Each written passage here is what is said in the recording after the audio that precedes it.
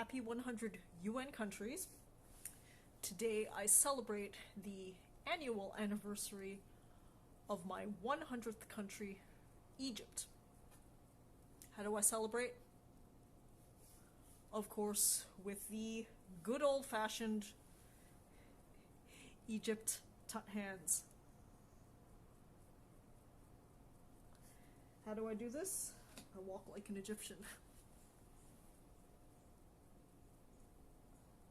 How do I do this? Walk like an Egyptian.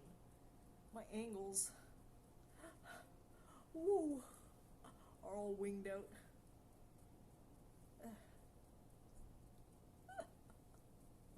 Is this one of situations I'm in? Okay, let's get a better angle on that. It's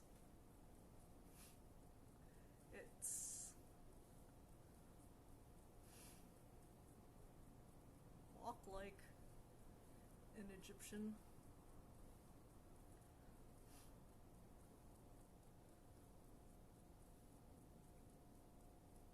Again, I've explained from previous vlogs that I can tut straight on into a mirror and I have my perfect 90s. But because the angle is shooting downwards from the camera, I often have to live adjust my 90 degrees, and it takes me a little bit of time. My tut arms are what they are. I'm generally okay, but sometimes I get myself twisted in knots, as I just proved. So, tutting is a dance style inspired by Egyptian reliefs. The Egyptian reliefs that I was able to come face to face with very close were in Luxor, at Karnak Temple, and at the Valley of the Kings. From what I recall, Egyptians very rarely had the perfect 90s, but I think modern dancers took influence from the Egyptian reliefs and they perfected what were sometimes loose 90s into angular 90 degrees. Now, of course, Egyptian reliefs have many angles, so that is indeed the case. Maybe I'm just trying to pat myself on the back. I have better 90s than the Egyptians did.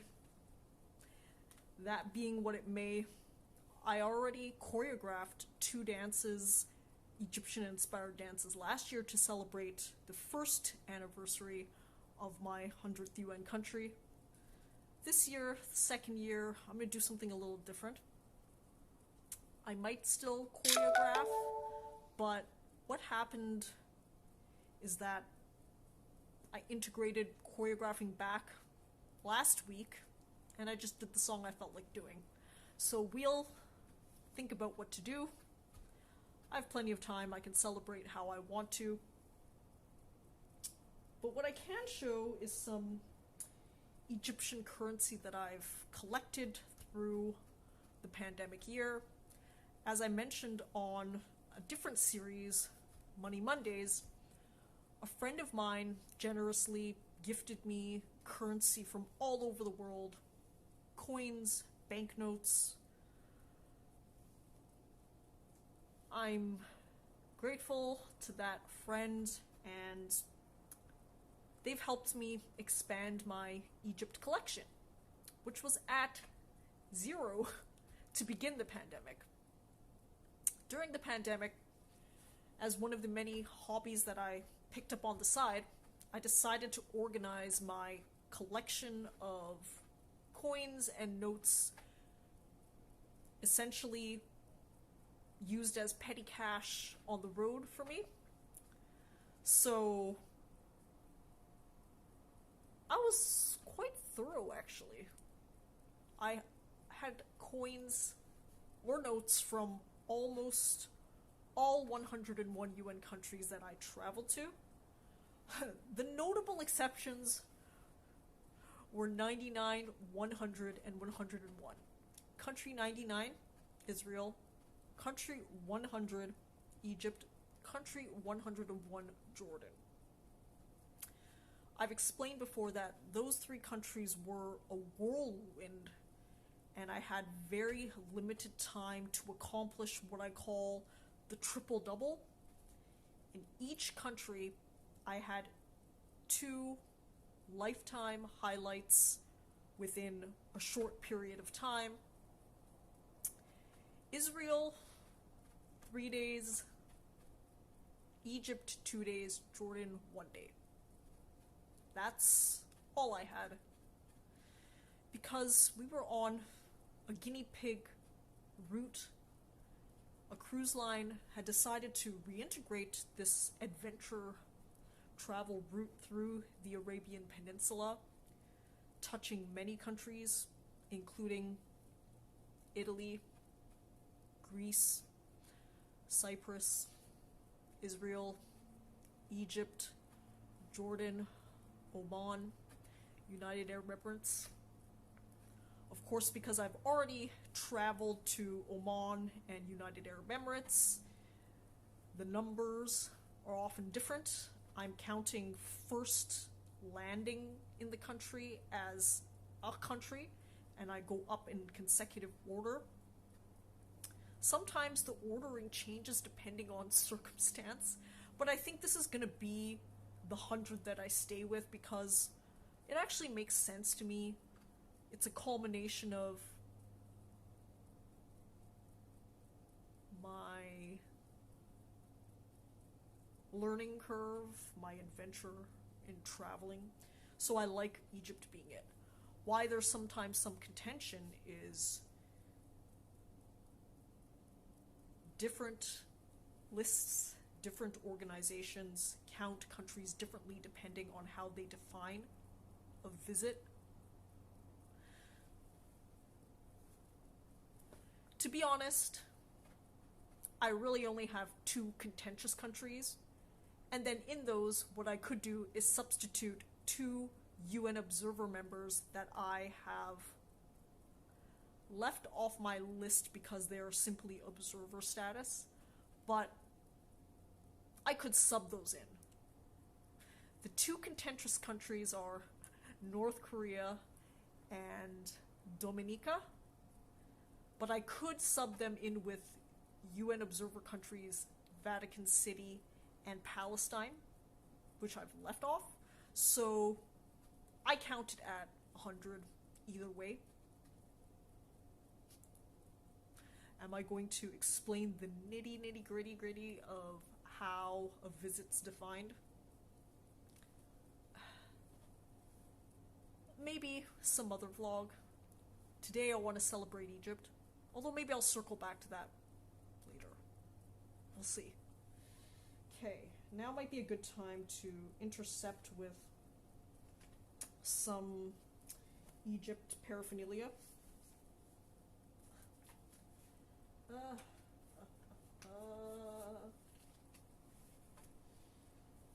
Okay.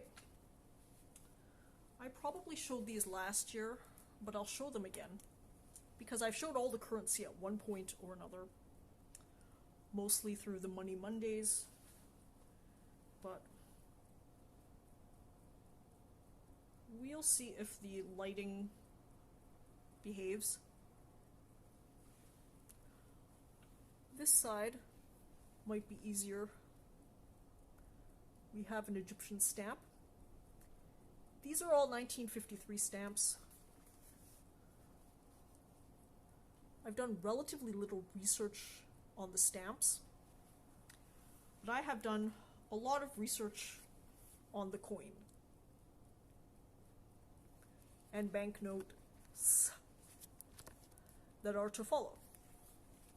And just to summarize, for coins, NGC, for notes, PMG, they have a standardized guide for pricing and other historical information.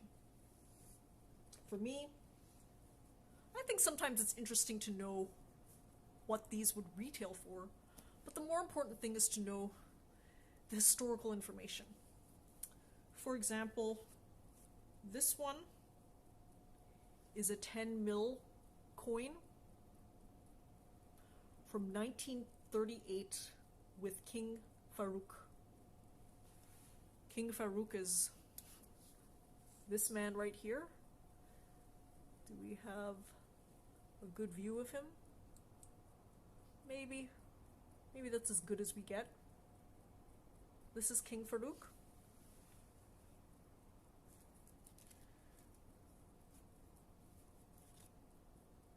This is 10 milliams. Might be pronouncing that oddly, but it is what it is.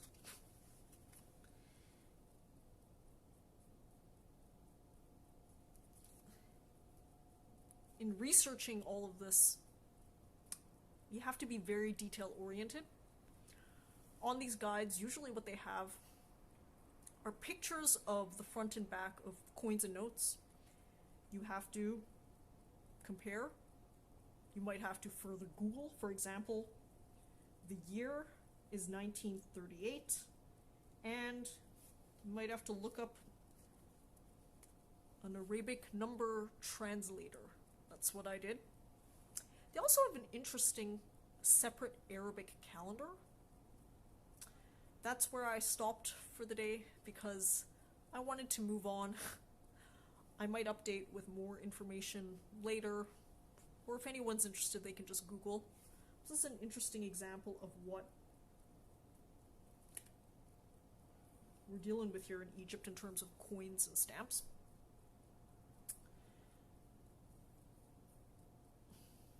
The hat's an interesting motif. You'll notice on the coin and stamp, they have this almost top hat looking thing. I'm sure someone told them they were styling. I'd wear that hat, maybe, if it were free. But I'll be quite honest, it reminds me of the monkey in Phantom of the Opera. Or maybe it reminds me of toy drums, that hat. It really does. In any case, that's the first Egypt paraphernalia. Back to the triple-double in the Middle East. As a guinea pig run, they essentially were still ramping up their operations, even as a major cruise line. So, unfortunately, whereas normally they'd like to really run up the bill with highlight excursions that you pay to them, they actually had a number of glaring omissions that an intrepid traveler would have to sub in on their own. One such omission was actually the only ancient wonder left standing, the pyramids of Giza and Sphinx. You can call it the pyramid complex. That includes 3 pyramids with a view of up to 9 pyramids and the mythical Sphinx creature.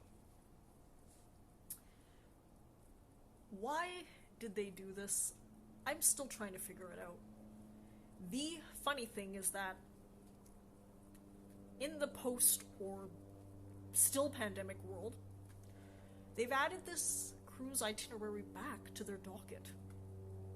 Essentially what happened is I traveled on the guinea pig and only run because immediately after the world shut due to the pandemic, cruise ships were particularly affected. And cruise ships have started traveling again mostly the middle of the year, but these multi-hop, multi-country itineraries have always been a difficult logistic game, but they made it work.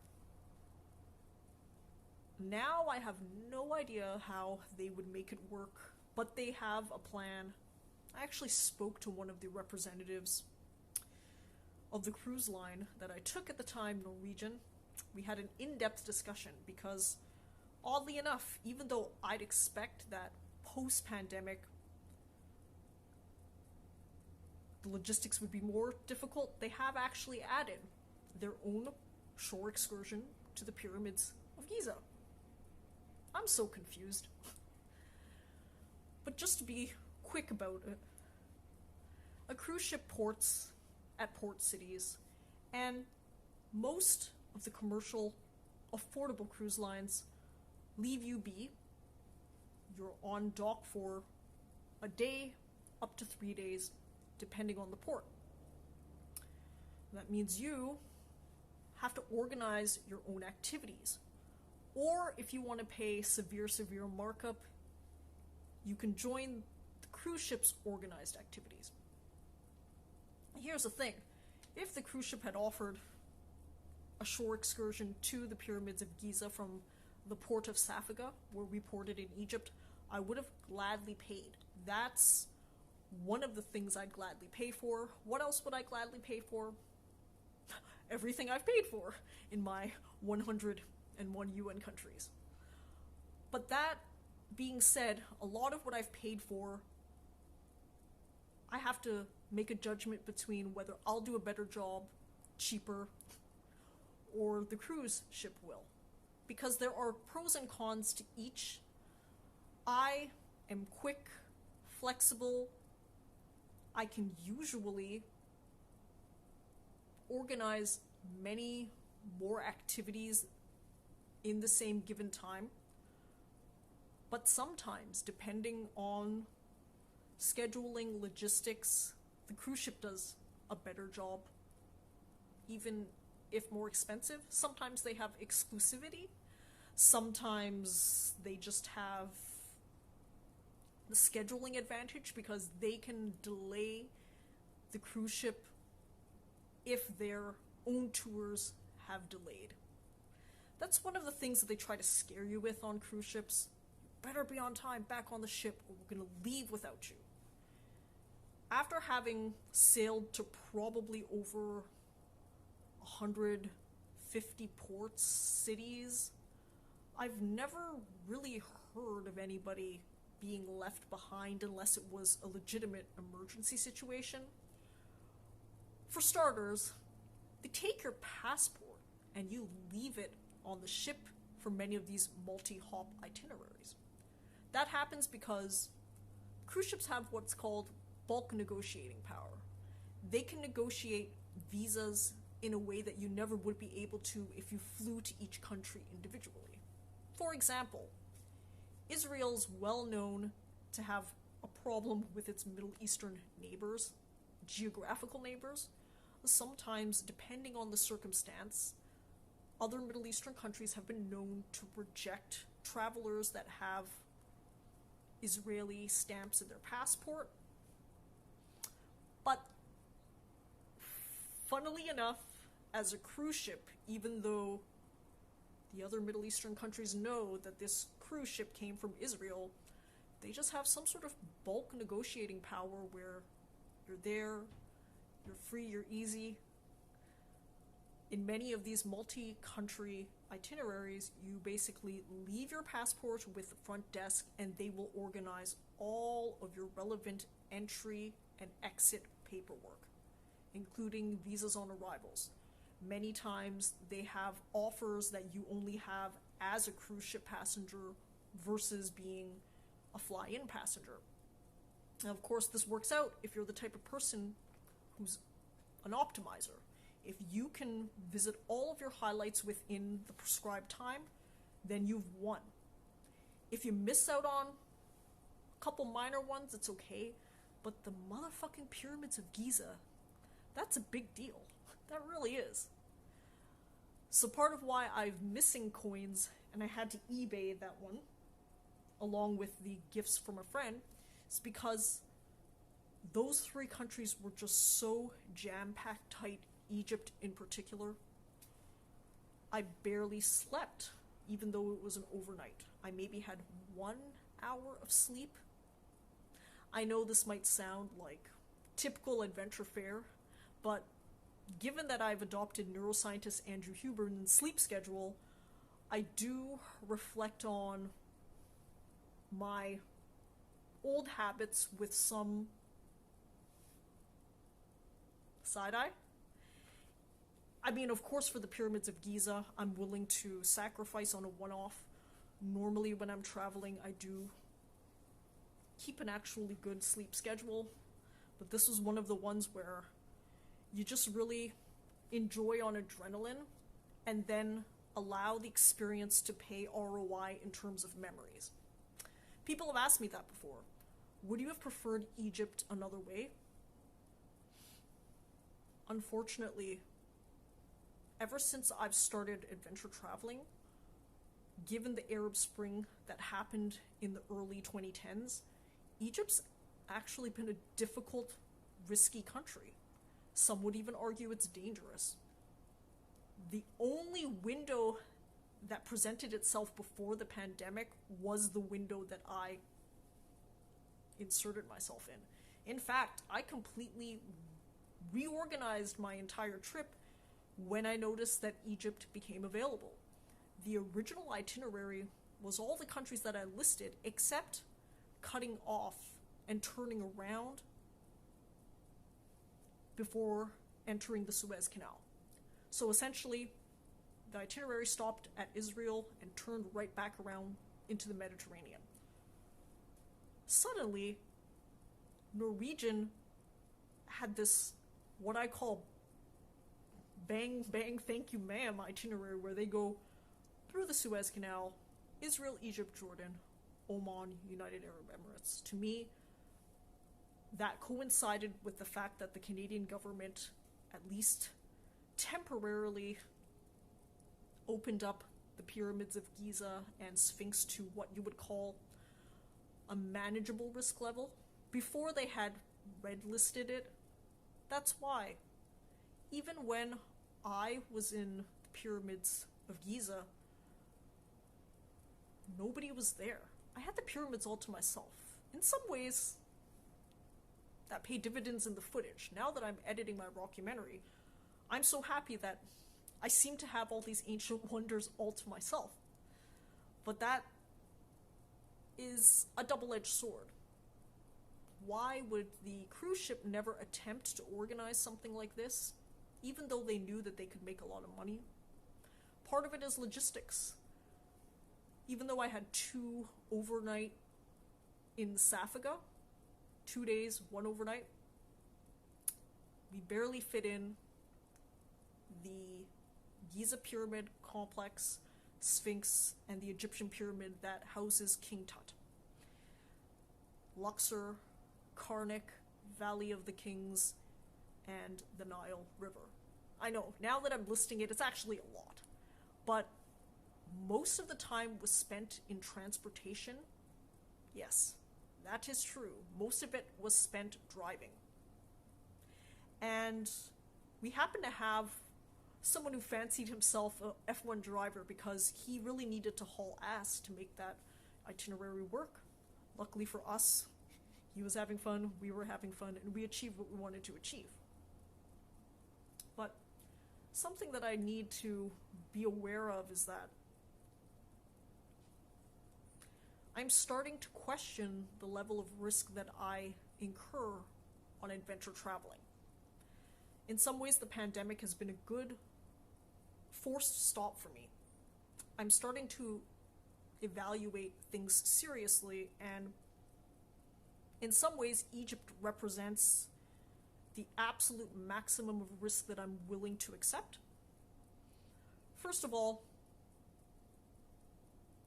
that'll never happen again. I'll never replicate that because I was traveling with 2 people, and those people are important people to me.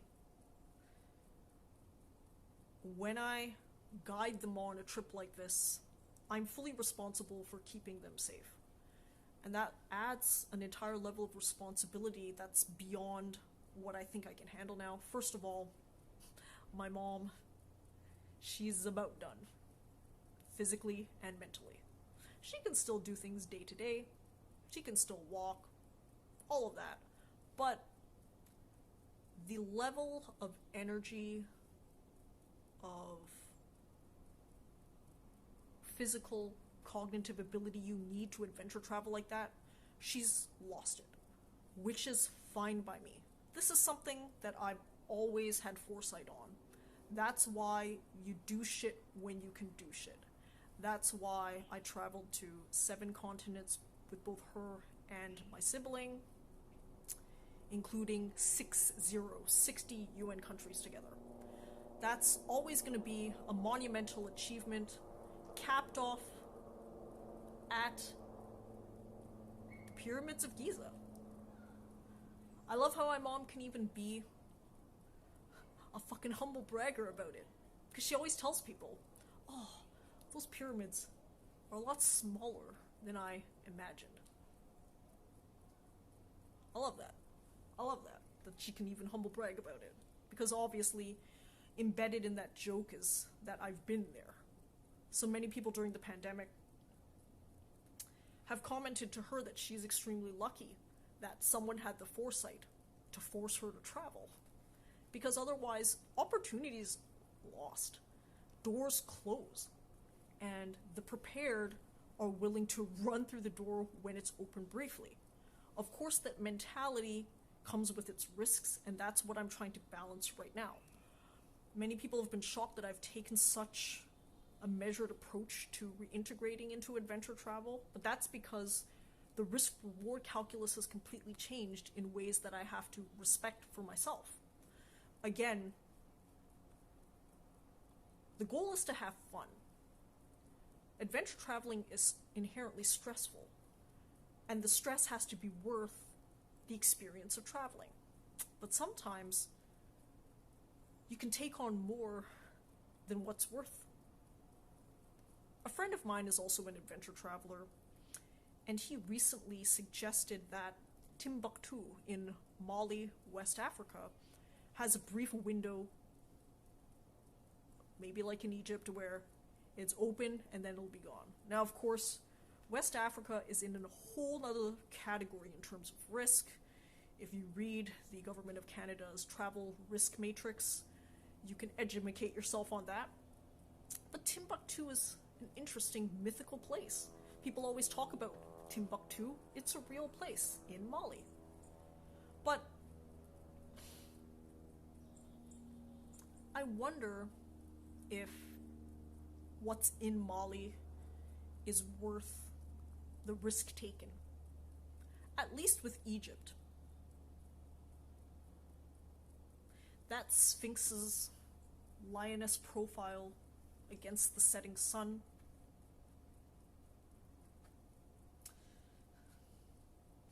Camels huffing and puffing in the background. That's one of my top life moments. I worked hard for it. Again, I can go into extreme detail about the logistics of it. I might do that some other time. But I worked hard for that. What I got in return was worth it. With Mali, you probably work even harder, incur even more risk, but what do you get in return? Mali also has some Arabic monuments, but none that you can list off as being an ancient wonder. Now, of course, having traveled to 101 UN countries, I can confidently comment that you'll always find things to do. But again, risk versus reward, that's a real question to consider. Okay, I took this in a really interesting direction for a happy 100th UN country. I still had some bills that I was going to show. Okay, maybe I'll continue this tomorrow. It'll be a 2-parter, because I gotta actually get going on something else. But anyways, 100...